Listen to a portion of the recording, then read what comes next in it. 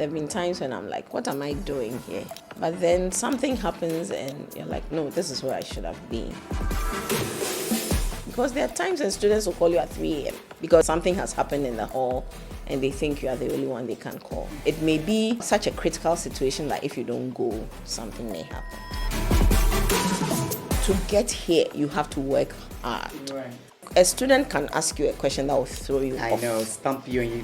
If you are not prepared. So Yes. I read before every lecture. Yes. I go to the internet. Yeah. I type in the topic that I'm going to teach them. If there are any new developments, I read on it. So that I'll not be caught off guard. Yes. Any impediment that you can think of. Sometimes it is from fellow women. I tell you, there was a woman who gave me hell, a colleague. She felt I was a threat to her. Which is unfortunate.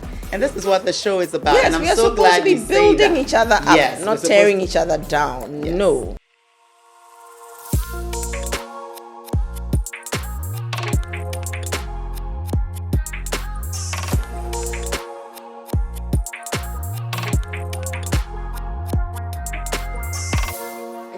Change the narrative. Welcome to the Diva Doc Let's Talk YouTube community. Join us as we dive into insightful conversations and empower each other. Please don't forget to subscribe if you are enjoying the discussions. Please, let's talk and grow together. Thank you. Greetings, my favorite viewers. Welcome to Diva Doc Let's Talk, the captivating show that celebrates the strength and brilliance of women. Today, we are honored to have the highly esteemed Professor Rosina Kyerematen as our special guest. She's the first female Dean of Student Affairs at the University of Ghana with an extensive background in entomology and conservation science. Professor Kyerematen is a beacon of inspiration for women everywhere. As a senior lecturer, she has dedicated her career to unraveling the mysteries of insect diversity, climate change, and ecosystem services. Her exceptional research contributions and involvement in impactful projects have solidified and positioned her in the field. Join us as we delve into the incredible journey, discussing her unwavering determination, the challenges she has overcome, and the invaluable lessons she has learned along the way. Get ready to be inspired, empowered, and uplifted to the wisdom and resilience of Professor Rosina Kyerematen on this empowering episode of Diva Doc Let's Talk. Welcome, my friend. Thank you. And, you know, it's funny, when I birthed this idea and I started thinking of women I would want to interview, you were one of the first. I was like, I got to interview my girl. I know, right? How far we've come. I know. How far we've come. 44 and years. 44 years. And, you know, I have to tell the audience, you know, I've known Professor Rosina Kyerematen since Wesley Girls. We went to the same high school in Ghana. And at 11, we started high school. It was a boarding school in Cape Coast, a city called Cape Coast in Ghana. And she was in my class. She was one of my very good friends.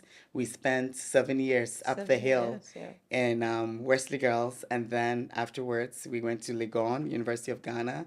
And we actually happened to do the same course. We were in the sciences. Yeah. And we, you know, this chick, I've never met a most generous woman as this guy. Like, we would fight. We'd go to I always tell the story. We'd go to that fufu joint and we're fighting on who to pay, you know, because, you know, maybe she's paid several times. And like, we were just so selfless when it came to each other. And I always remember that you were so selfless to a fault. And then now you're Dean of Student Affairs, first female, and also a professor at, you know, in the zoological department, doing and specializing in entomology. You got your PhD in Norway. You also did your master's. I mean, wow, I was reading about you and I was inspired. So tell us a little bit about your personal journey to where you are today. Well, I always say that I didn't plan to be where I am now. I mean, being a lecturer was the last thing. You know how lecturers were so boring and all that. But it seems one thing led to other. It was probably destiny, you know. So when we finished school, university, I decided to take a year off. I wasn't interested in doing national service immediately. So I went gallivanting all over the world. Okay. And then when I came back, I met one of my lecturers. I had been posted to somewhere in Ada to go and teach in a secondary school. Okay. So I met him in town. He said, "Oh, I'm doing a project on campus. Would you want to come and help me as a research assistant for your national service?" Oh. So I said yes. So he went and changed and switched it. Okay, I was just going to ask that. Yes, and brought me to Legon. Okay. So being a research assistant, the next thing was, are you going to do your master's? Right. I had no intention of doing a master's Yeah, immediately. you're right. But everybody convinced, oh, you can do it. So I got to do it. And then it progressed into a PhD. Of course, yeah, that's likely. Yeah. And at that time, there were very few people doing systematics, the area in which I did my PhD in entomology. So it was just like, boom, you're done, you're taking. Right. So even before I finished my PhD, the head of department says, please come back. We want you. Yes. So I finished, came back. I started working before I even went for the interview. Oh, really? Yes. You already got the job. They didn't want me to go away somewhere. Right. So they just, and here I am. Wow. Excuse my ignorance. So I know that you teach and you do research. Any other things you do outside of that? Because I know you consult too. Yes, I do. So what are some of your consulting jobs? Like, give me examples of it. So basically, we do a lot of environmental impact assessments. What does that mean? So for the extractive industry, so for instance, if there's a mining company, the law says that you should have an environmental impact assessment done before you can start extraction. Got it. So we go and we do an assessment of what the mining may do to the environment. So we take an inventory of everything that is there, the plants, the animals, the fishes, everything. And we go back after 5 years and we try to determine if the mining has had a detrimental effect on if there have been any changes. Biodiversity. It is a requirement. If you don't do it, you're not given the license. I see. So you guys have to send a report. Yes. To make sure that they adhere. Exactly. Okay. And then we give recommendations. Right. On what to do so that definitely parts of the environment will be destroyed. But they have to make sure that they leave, we call them biodiversity areas, where the animals will move from the destroyed areas to these sort of forest blocks that should not be touched. Right. So when you go to any mining concession, you see that there are patches of forest within, and those are not to be touched. Right. So they are called refuges or refugia. Okay. So the animals move. Got it. And then Got it. they are safe there. Yeah. So you wear the hat of professor, you wear the hat of dean of students, and then on occasion, if not frequently, you get contracts to evaluate, as you were saying. Yeah. How do you balance that? Like, I mean, you must be working like more than 80 hours a week. Well, I mean, like, how tough. do you, It's tough, but I guess you do it and then you get used to the rhythm, So what's the rhythm? So for instance, as dean, I have to teach 50%. Okay. But there are times when you have to teach full time. 100%, yes. 100%. Somebody's on vacation or something. Yes, and then also because, there's a cap on how many lecturers can be taken by each department, can be employed, especially with the IMF. Because they have a budget. IMF conditions and all that, yes. So, for instance, I teach at the undergraduate level, I teach at the master's level, I teach at the PhD level, until you get somebody to replace you. You have to teach. Right. And when I'm not able to, for instance, there are so many meetings we need to attend as dean. So then I need to sort of arrange for another time for them. Sometimes I teach them in the evenings. Sometimes very early, So at least they accommodate you. Oh, yes. It's not like a fixed schedule. No. Okay. Especially at the postgraduate level. Okay. So, I know of Dean of Students Affairs, and I was just wondering, what does it entail? Like, why are you the first female to have taken this position?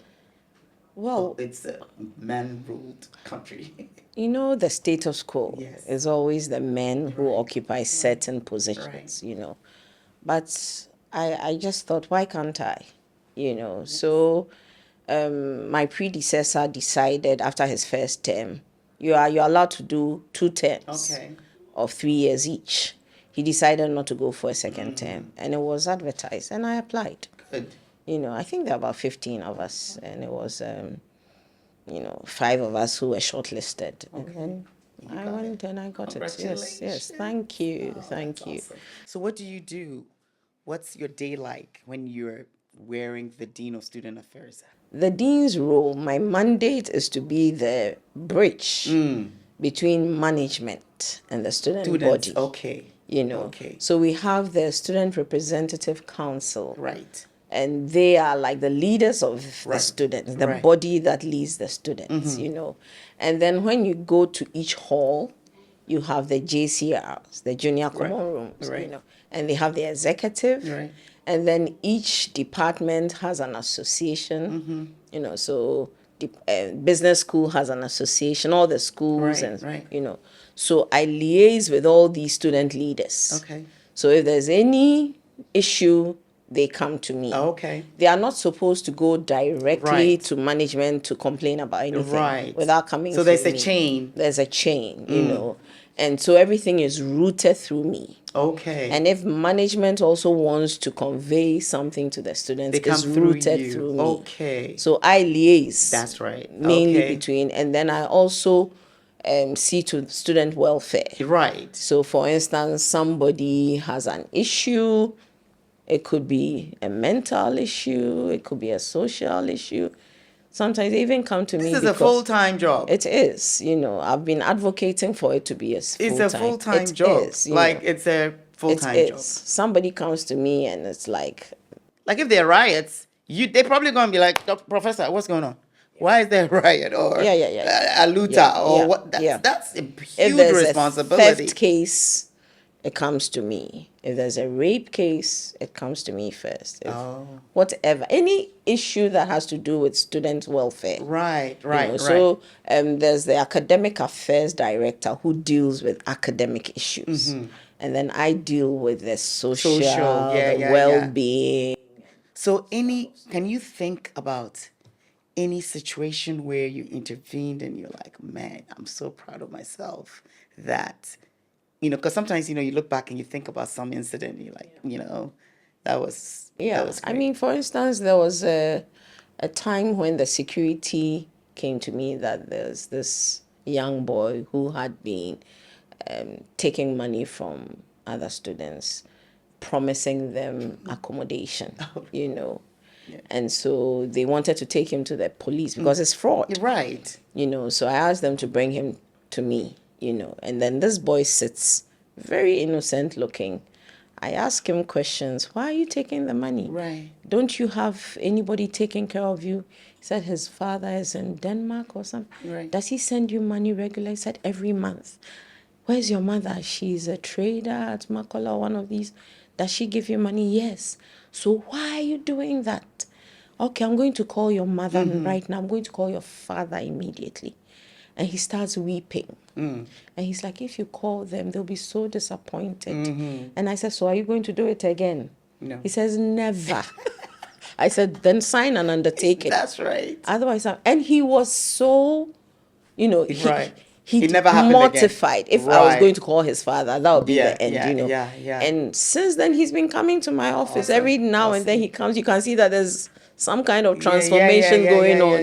And I get these things coming to me all the time. A job like that, I would feel so satisfied at the end of the day to say, at least I'm helping others. And because we do research, we do this, we do that, and yes, we help people, but I think these kind of stories really inspire, people coming up to know that it's not only, it's service, isn't it? Exactly. It's service. So any mentors that you would want to recognize, and I know you spoke about the man who told you to do research with him, but any mentors, and it doesn't have to be academic mentors, but any woman who comes to mind, who you say, you know what, I really like this woman's story or the legacy they left and what you have gleaned from that person being a mentor, and it doesn't have to be Ghanaian. Well, there's a professor in my department. She's an emerita professor now, Professor Kyerematen. And when I was a student, I was the only female in my class. Oh, wow. When I got to the final year, Right. And this woman would come up to me and she would say, come to my office, And then I go to my office and she switches to Chi. And she's like, Ememano, so we'll make sure, say, we'll be the first, I mean, right. You can translate that later. Yeah. She wanted me to excel, right? Because I was the only female, and she would ask me to come to her office whenever I needed any books, if I needed any help, So I went to her. She gave me books to read, and she also inspired me when I started working as a young lecturer. She actually gave her office to me. Because she had moved to another office, and she said she wants to inspire me, so I should use her office. So the office I use now in the department is her office. Wow. And she would, anytime I needed any help, academically, whatever, she was always there, and she would always push me. Yeah. And for me, I think that is phenomenal. Definitely. So another question I have for you, sometimes we are sort of guided by our own personal goals, right? And sometimes our personal, the way we are, our personality sort of guides what we end up doing. Yeah. I think I have very gregarious, personality, sort of type A, and I think that nobody is surprised when they know what I do. Yeah. And do you think that also reflects in your career choices, the paths you've taken, and where you plan to go? Because I know it's not going to end here. I know. I'm talking to you. It's not. You're probably looking at VC something. And do you think? What do you think? VC. Dean. I mean, we'll give you the dean. We'll give you the dean. But you may want to tell me the difference. So, do you think those have guided your personality, has guided your career paths, and how it's made an impact in how you've succeeded? It has. Because I like to serve.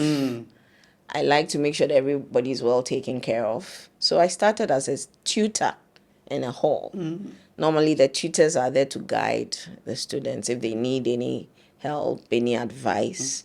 And then from there I became the senior tutor. So you are in charge of the students in the hall.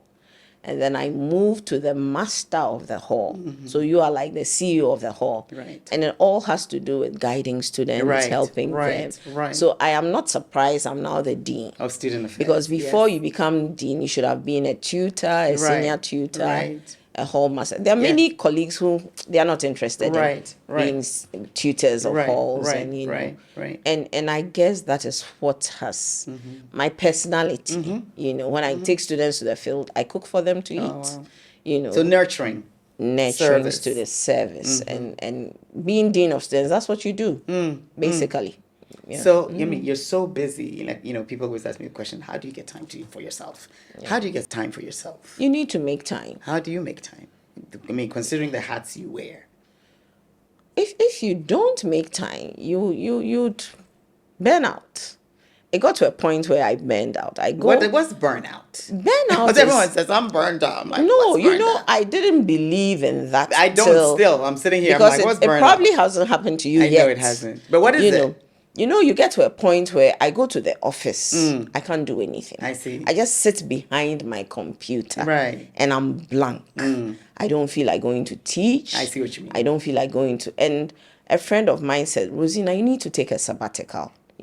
And that's when I realized why we go on sabbatical. I see. After every 6 years, every 10 years, you need to take a year or 2 years, depending on the number of years you've served. Okay. And just go off what you're doing. Oh, wow. But as a sabbatical, I thought you still stay in your field. Yes, but probably in another environment. Not in the same university. Right. You can either, if you're teaching, you can go and do research. Right. Which is a bit different, Different because it went on for about 6 months. Right. I was so unproductive. Right. And then I had to take a leave. I didn't want to go on a whole year, so I just took a month's leave. Yeah. And then when I came back, I was rejuvenated. Okay. So maybe now I should ask my boss for that. Yes. I need a month. Rejuvenate. So what I do is that when I'm tired, I take a day off. Okay. I have a vice dean. Okay. So I ask him to hold the fort, and then I just take. That's nice that you can do that. Yes. With us, it's so, you have schedules, unless you're sick, and I hate to call in sick. Yeah. So another question I want to ask is, so sometimes I look back and I'm like, God, I should have done it that way. I should have done it that way. Have there been times where you look back at your life and career and you think, maybe I should have done it this way instead of the way you went? I've had that thought several times. There have been times when I'm like, what am I doing here? I'm bored. But then something happens and you're like, no, this is where I should have been, So these thoughts come every night. Something happens and you're like so upset. Why did I even become a lecturer? Why am I dean? Because there are times when students will call you at 3 a.m. Oh, wow. Because they don't know who to call. Yeah. Something has happened in the hall and they think you are the only one they can call. And I have to wake up at 3 a.m. and go to the hall. Oh, wow. Find out what is happening.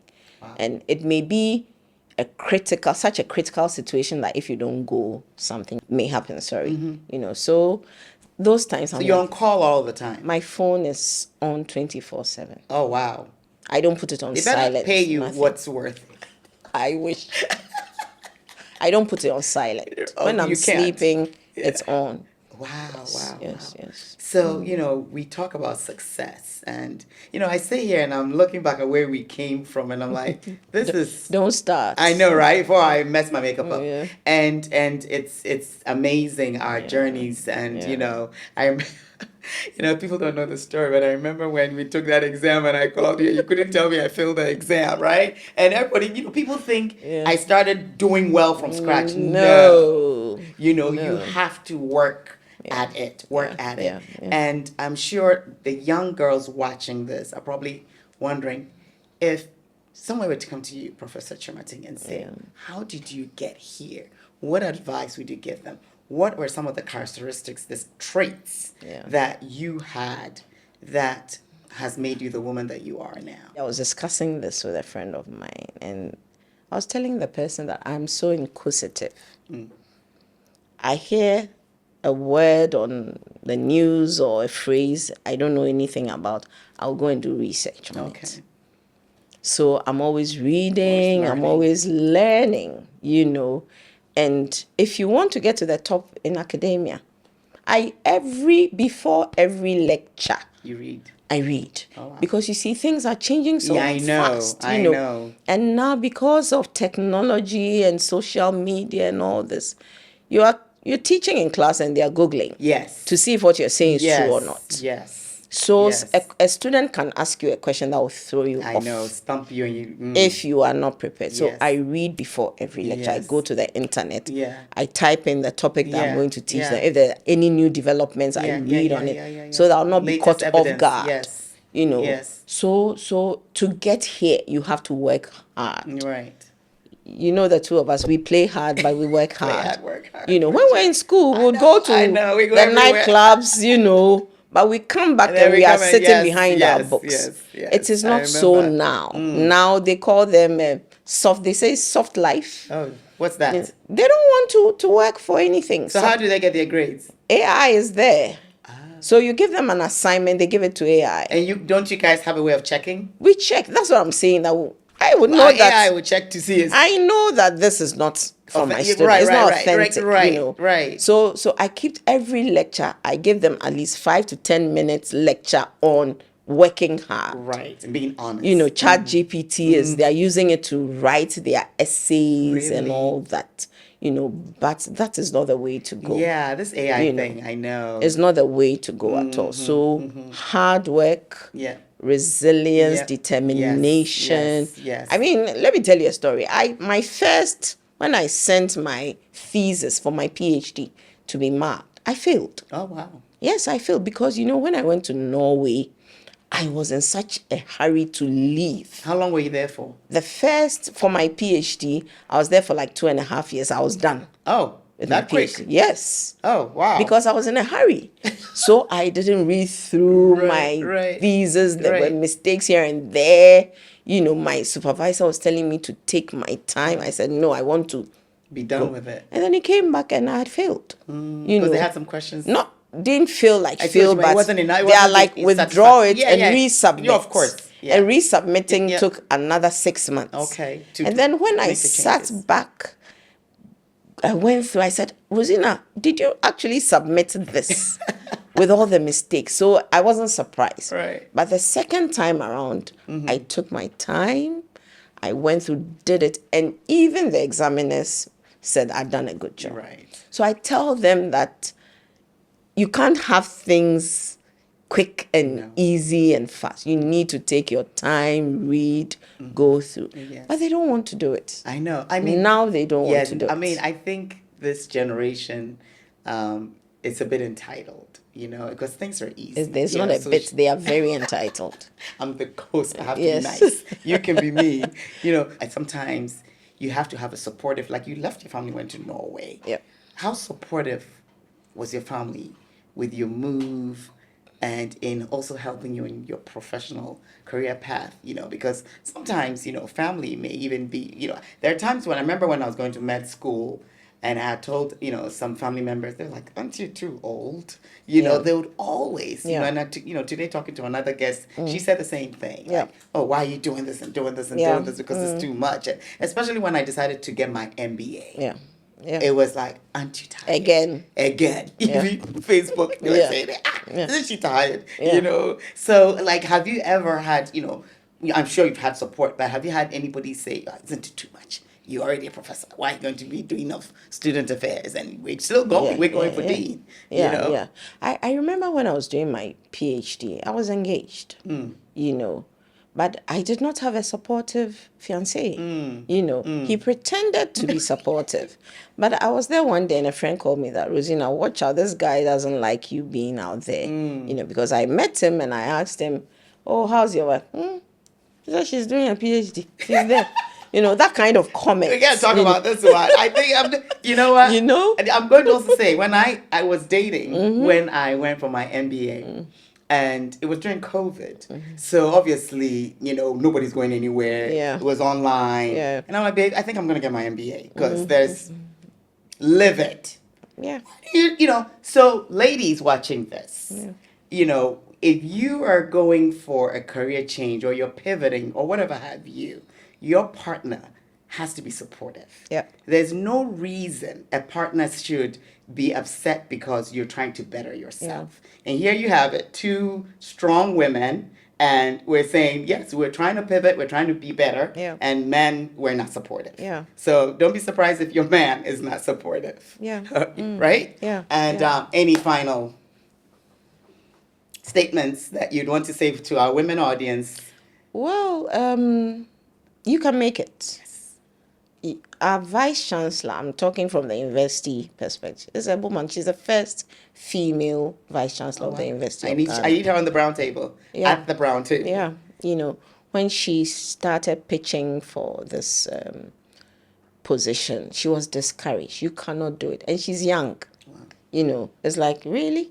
Who do you think you are? To the extent that even when she went for the interview, she came tops and they gave it to somebody else. And then she applied again? No. And she insisted that if you're not going to give it to me, it's going to go to court. Oh, wow. And they didn't want so it had to be given to her. Oh, wow. I mean, that's how intimidating. She must have gone to Wesley Girls. Unfortunately, no. She went to Holy Child. Viewers will kill her. But it's okay. But you can make it, but there'll be impediments in your way. Yes. I've had impediments. And sometimes... Yes, I was supposed to ask you that. Any impediment that you can think of? Sometimes it is from fellow women. I tell you, there was a woman who gave me hell, a colleague, because we just happened to be in the same area of study. And she felt I was a threat to her. She gave me hell the initial 3-4 years when I started. Yeah. After the 4th year or so, I told her that enough is enough. Yeah. Stay in your corner, let me stay in mine. Which is unfortunate. And this is what the show is about. Yes, and I'm so glad you say that. We are supposed to be building each other up, not tearing each other down. Yes. No. Yes, No, and it's just, Yes. with me, when I see a woman who is doing well, Yes. I want them to be my friend. I'm like, what's your Exactly. number? Can I have your Yes, number? yes, yes. Can we hook up? Can we have dinner? Because I Some want people feel around me who are, threatened. There are some who feel yeah, threatened. it's But there unfortunate. were also men who encouraged me. Yes. I would mention Professor Chris Gordon. He pulled me off to the side and he said, you know something, there are factions in this department.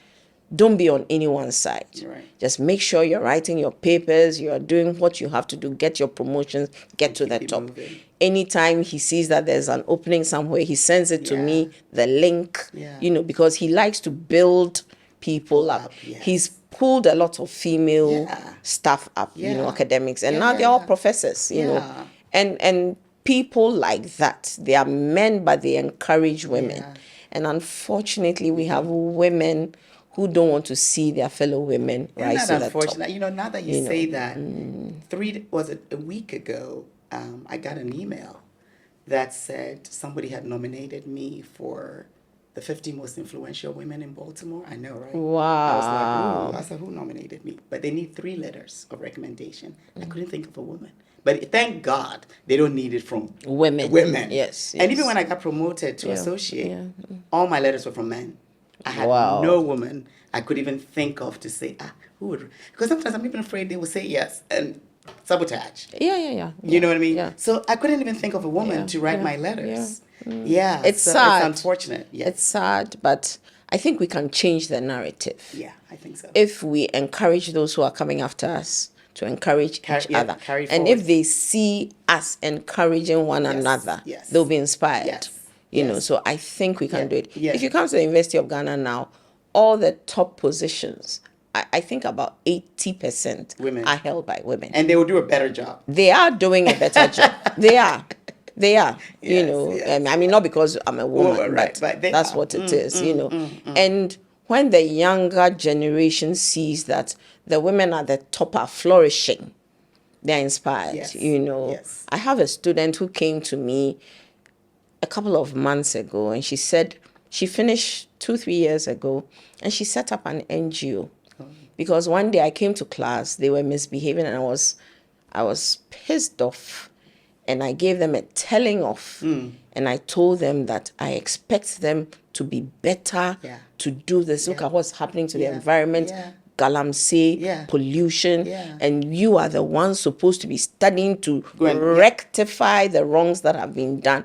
And she said she was she was angry, and then she said, no, she was challenged. No, I'll have to do something. Yes. So she set up her NGO while she was in school. Yeah. And now she's doing amazing things with climate, conservation. Wow. And she's about 27. Remember when you called me to talk to your students?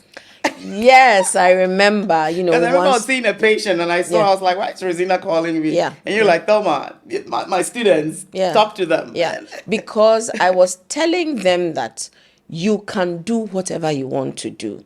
And I use you as an example that she's a medical doctor, but she's done law, she's done an MBA, and I want her to inspire you. Yeah. So I called her in the middle of my lecture, put her on the screen. I saw the kids. And asked her to talk to them so that they wouldn't think I was lying. Yeah, and I wasn't even expecting your call. So I literally was like, okay, I'm seeing a patient. Because sometimes with the sciences, they don't really know what they're going to do afterwards. Right.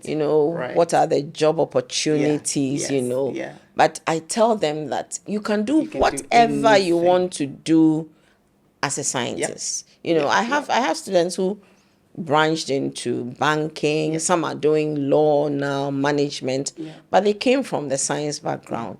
And in actual fact, if you're a scientist, you become a better lawyer. Yeah, I agree. Because of the analytical, things that we do. You agree. become a better business person. Yeah. So it's been lovely. This is amazing. Do you have any hobbies? I read a lot. Is that a hobby? I guess so.